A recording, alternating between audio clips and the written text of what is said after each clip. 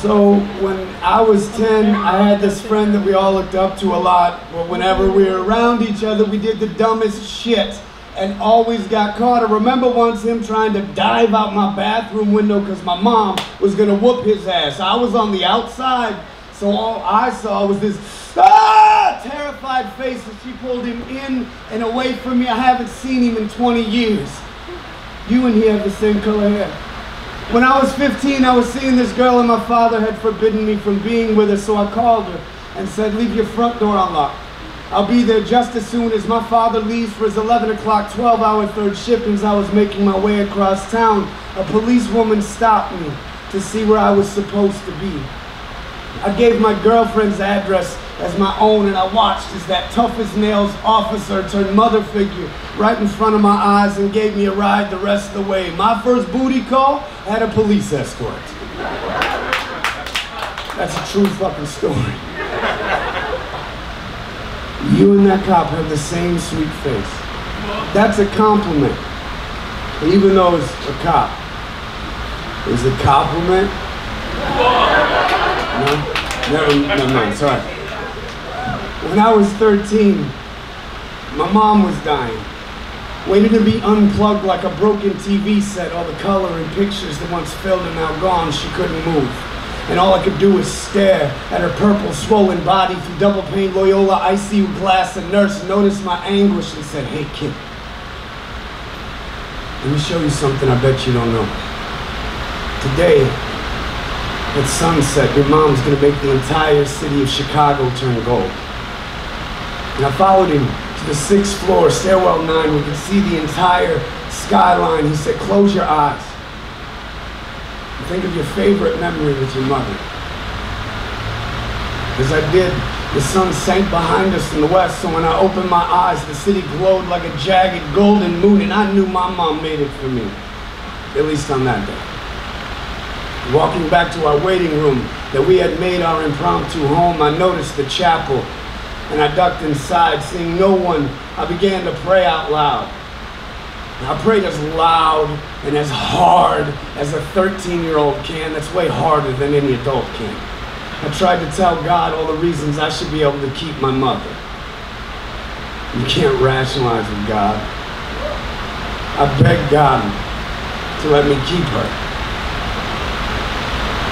God doesn't answer beggars. Leaving, I saw the same nurse in the back pew, still smiling. You and that nurse have the same smile. I haven't prayed much since that day. For some reason, I like unanswered prayers. We are all unanswered prayers, silent, unspoken, personal wishes. Some sunsets come at midnight, others come at noon, and some give cities a golden, heaven-sent hue. That's what they're supposed to do. All of you, all of us, we are someone's sunset.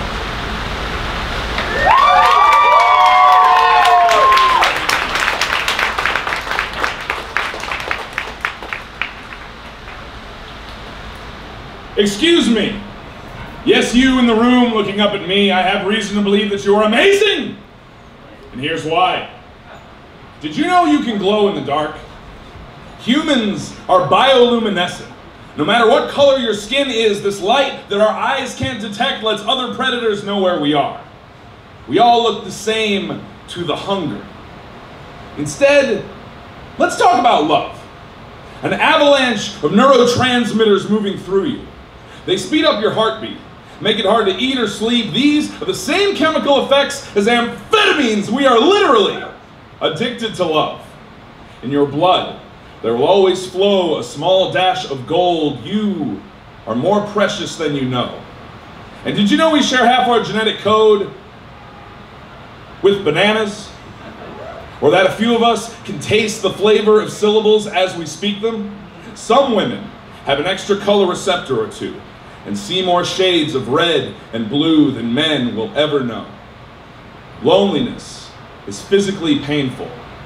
The same part of the brain that makes pain frightening drives us to connect, to seek companionship, to feel home in someone else's arms, and to feel lost when you aren't there. which may explain why your tears are like memories. They change shape depending on why you're crying. Even though around 90% of the cells in your body have their own DNA and are not technically you, every atom you are is 99.9999999% empty space. And none of them are the ones you were born with, but all of them were born in the belly of a star. You are so amazing. I just thought you should know.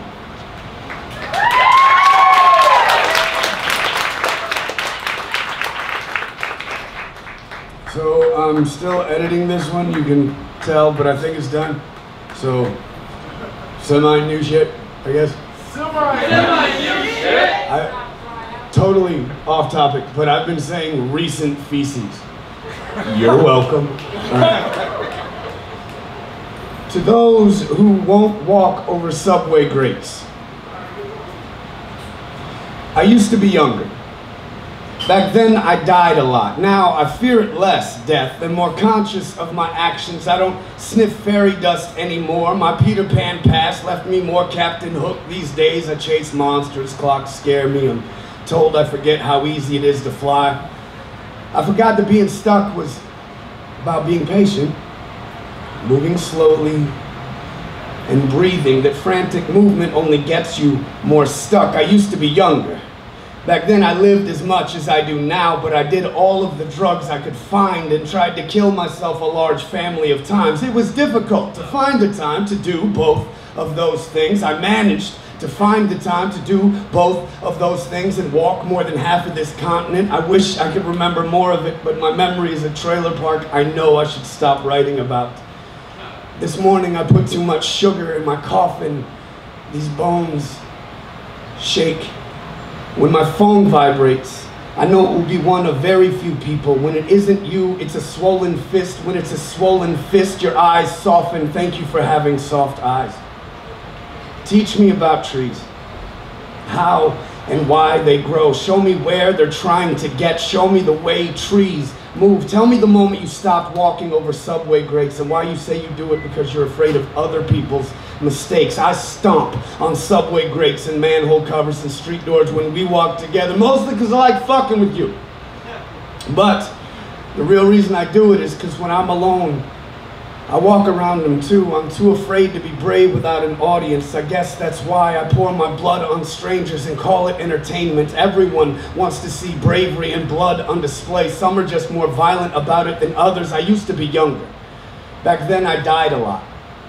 I have runaway issues and worship strange gods. These gods tell me that I am not worthy, that I do not matter to anyone to stay anywhere too long, that my existence is cumbersome and wasteful, that people lie when they say they care and love me. My gods tell me pity and love are so similar they fool even the brightest minds.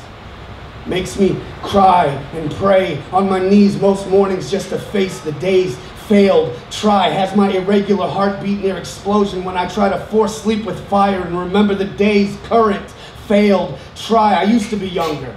Back then I just died whenever the thick graying sky pulled in too close for me to see my way out, cut ties with the world every chance I got, lost moments and memories and people so I would feel less like a burden. I don't feel like a burden here in these words. I feel useful. I like feeling useful. I like feeling brave, even if it's just for an audience. I like feeling young. I'm too old to die anymore.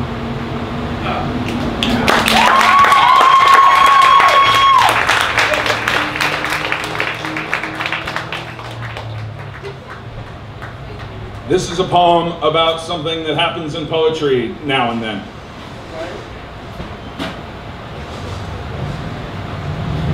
The white poet fucks up, but doesn't seem to know it yet. Stage lights blind the white poet the way privilege and society blind the white poet. So white poet doesn't see the rolled eyes, the closed eyes, the can you believe we gotta hear another one of these poems eyes. White poet only sees the mic, so white poet goes in. Oh, white poet goes in. And words hang heavy in the air.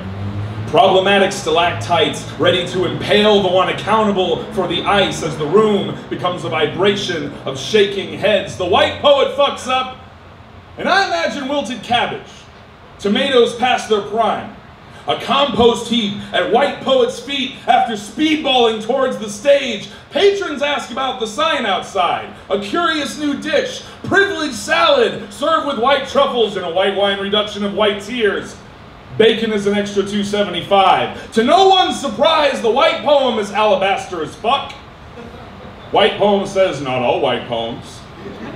White poem wonders, what if I wasn't a white poem? White poem appropriates a perspective it will never live, a death it will never die. White poem takes up space, provides none. White poem says it's okay. Then white explains why it's okay. White poem says we're all in this together. Easy to say when your flesh is social Kevlar, the white poet fucks up and someone is reminded, and someone grips a hand tighter, white-knuckled, and someone leaves the room to seek a space a fraction as safe as white poet feels every day. The white poet fucks up by not acknowledging, and isn't this the whitest thing of all?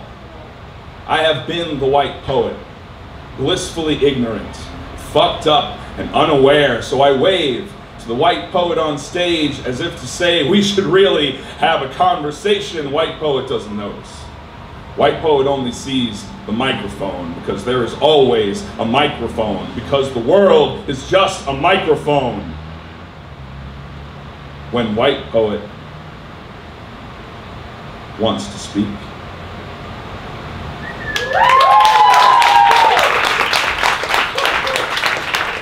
Okay, so this is what I do for a living. Go and yell poems. Hi, I like this guy. Hey! This is the awkward part of the show where I interrupt the feature in the middle of the feature while they're talking to say, ask the audience, are y'all enjoying what you've heard so far tonight? Yeah! If you're enjoying what you heard so far tonight, please contribute monetarily with the same exact enthusiasm. Okay, we're gonna pass this around. It came a very long way. We want them to go back to whatever show they go to next. What show are y'all going to next? We're in Albuquerque tomorrow. Whoa, they're going to Albuquerque, ABQ. We want them to have enough money to go ABQ and come back and visit us, yeah? So we're gonna pass around this tip. Do they have merch? I handed the tip jar to the other feature. Oh my god. Alright, so support yourself too, you know? Show yourself love, self-love. Alright, and then I want to ask you, do y'all have merch for sale? We do. We have a whole table over there. We've got t-shirts and books and shot glasses and shit. The t-shirts are $15. Only $15! You can't afford not to buy it! The books are $15. Only $15! You can't afford not to buy it! We also have books for $10. Only $10! You can't afford not to buy it! And there's other shit. We're not gonna do this You anymore. can't afford not to buy it! All of that shit. All right. I fucking love this dude. That's awesome. Yeah. So, thank you though, because that's kind of I was gonna self-promote, but fucking now I don't have to. So this is a poem about being on the road all the fucking time.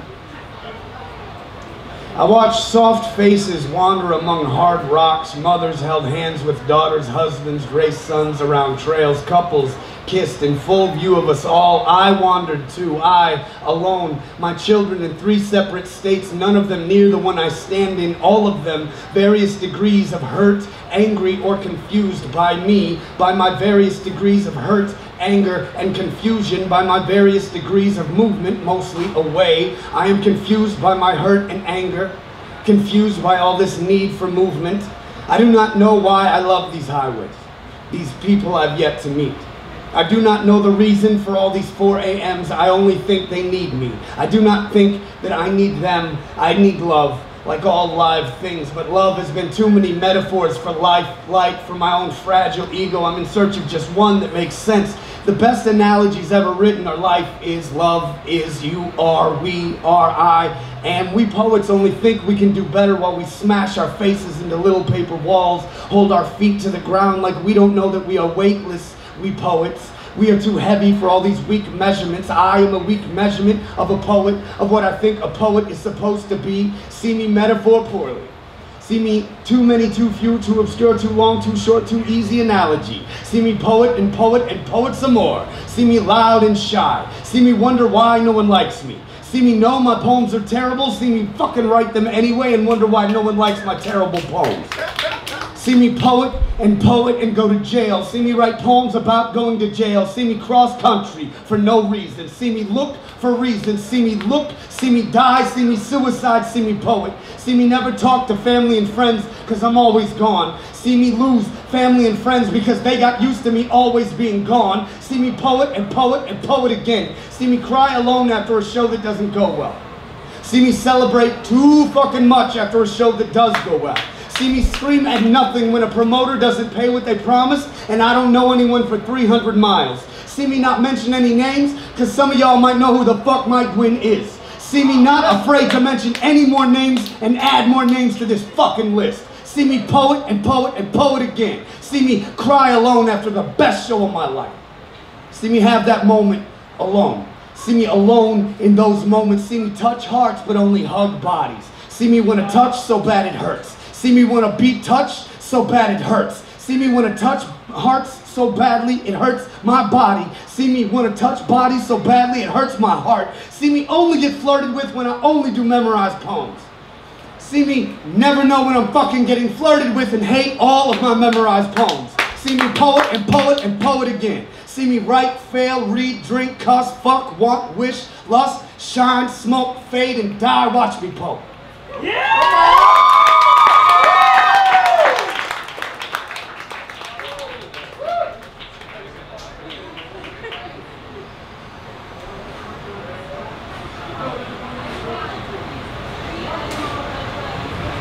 In California, we can grow just about anything. Exotic fruit in tropical varietals, avocados and mangoes, and Asian pears. Our soil is a symphony for nature's taste buds. A place where vines wrap around sunsets until they're older than their owner. In California, we grow grapes. We make award-winning wine and drink it often. We provide 90% of the country's supply of vine fruit, $2 to $3 billion a year. A toast to your health. Red wine can help clear out your heart, lower your chance for cancer. A glass a day may extend your life up to 5 years, or be the reason you never make it home. Grapes are the #1 cash crop we grow. Legally. In California, we grow weed. We roll award-winning blunts and smoke them often. We provide 79% of the country's demand for cannabis, $15 billion a year. That the government knows about. Medical benefits include over 200 conditions that respond favorably to THC, like arthritis, Alzheimer's, and PTSD, like cancer, like chemo, like 2 years left, if you're lucky. Our quality of life has no time for propaganda. A gram a day is safer than any prescribed medication. The patients have spoken. Let there be smoke in California. We grow prisons. In the 1980s, we planted these seeds. You may know them as the War on Drugs, the Prison Guards Union, Ronald Reagan, disproportionate rates of incarceration, and good old-fashioned racism. We watered them with mandatory minimums and millions of dollars. Now the harvest is endless. Concrete blooms from loose soil as inevitable as ivy. Cell blocks pop up like weeds. There is no society in history that has ever imprisoned as many of our own citizens as we. There is no industry guaranteed to provide a higher profit on investment than privately owned prisons. So in California, the most valuable thing we grow is our own children.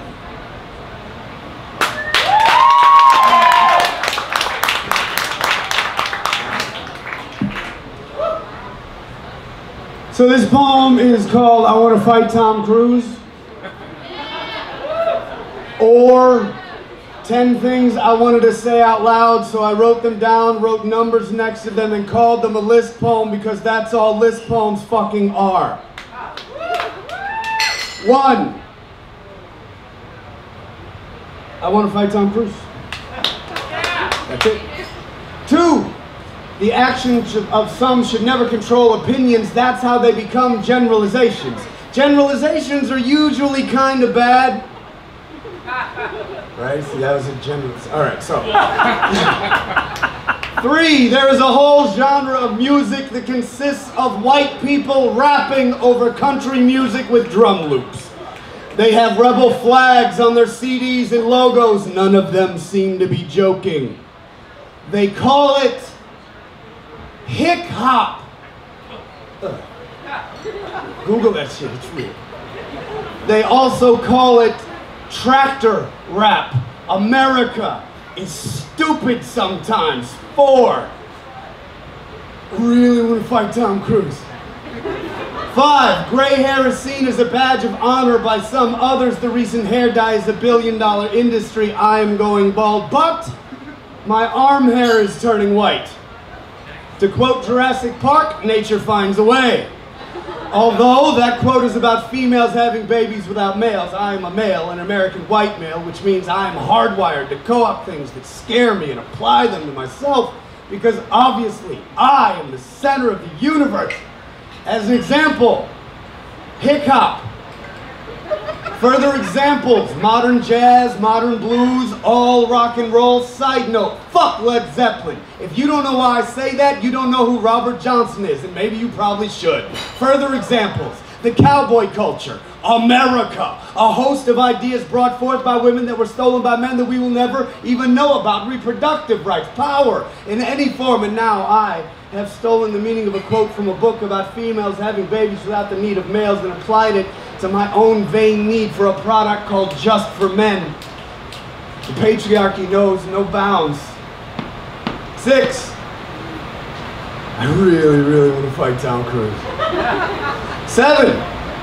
Science has proved we learn more from succeeding than by failing. Stop failing. That's all I got. 8. Madonna, Tyler Perry, Hulk Hogan, The Rock, Tori Spelling, and Dog the fucking Bounty Hunter are all New York Times best-selling authors. America is a very stupid country sometimes. 9. I want to get very drunk with Donald Trump. Until he admits he based the whole thing on bad guy wrestlers and someone took him seriously when all he wanted to do was be the next Ted DiBiase, and there are 4 days worth of outtakes of him breaking down laughing saying, "Can you fucking believe it? These motherfuckers believe this shit." Actually, that makes me want to fight Donald Trump. More. 10. I'm not sure why I want to fight Tom Cruise. Maybe it was Vanilla Sky. Or that shitty accent he had in Far and Away. Or that shitty accent he had in Legend. Or that shitty accent he had in The Last Samurai. Or the fact that he's a white man starring in a movie called The Last Samurai. Or maybe it's just his fucking face. Or maybe it was when he joined a cult and started saying things like psychiatry is pseudoscience. When the word crazy is used as an insult to those who have never been diagnosed in some such way, it arouses a slight anger. Aww. To those of us who have been diagnosed in some such way and publicly labeled as crazy, it leads to further removal of ourselves from society and further depression. Tom Cruise also said postpartum depression is fake. As far as I know, he has never given birth. So his opinion on postpartum depression is as valid as his opinion on good movies. If you can't do it, Tom, well then you can't have an opinion on whatever it is, Tom. Just stick to cults and dyslexia and colon cancer. It's coming. Too far? Nah, fuck him. That's why I want to fight Tom Cruise. Also, Top Gun. I forgot about Top Gun. But the ultimate reason, his real name is Thomas Cruise Maypother IV. Don't you want to fight that motherfucker now, too?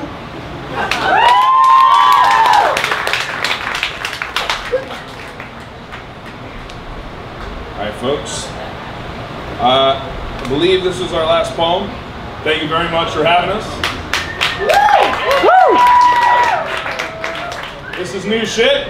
New shit! A list of unreliable narrators. One time, my dad convinced me there was someone living in the box connected to the garage door. That it was their job to pull the chain, strain to hold the door open in exchange for square meals and a place to stay. I sound like an idiot explaining this on the playground.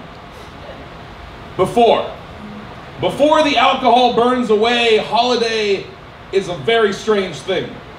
All hidden eggs, breaking and entering by chimney, and the notion of a supernatural black market for lost teeth. My dad's lack of worry for trespassers is cause for concern. I do not blame my second grade teacher for Columbus. If not Miss P, another paid to peddle the state-sponsored script of Brave Explorer, she blinks bad poker when she says, "Discovered America." It's a strange thing to be told your friends from a different church are going to burn forever. Strange to be told it's okay to kick you because you're going to hell anyway. Catholicism becomes an octagon, a starter course in unhealthy methods of debate and the importance of protecting your face when communication breaks down. It's July. My grandfather is still alive and we are fighting about whether it's appropriate to be proud of colonialism. It's September, and swaths of smoke paint the skyline instead of stars. It's November, and the news anchor says the people have spoken without a stitch of irony. Have you found it? The irony. Memory is the slow drain of hourglass sand. Perception is a shard of rose-dark glass in a kaleidoscope of colors. We are all unreliable narrators reading torn pages through a keyhole. We should all be a little less afraid to admit we don't know the whole story. Thank you very much for having me.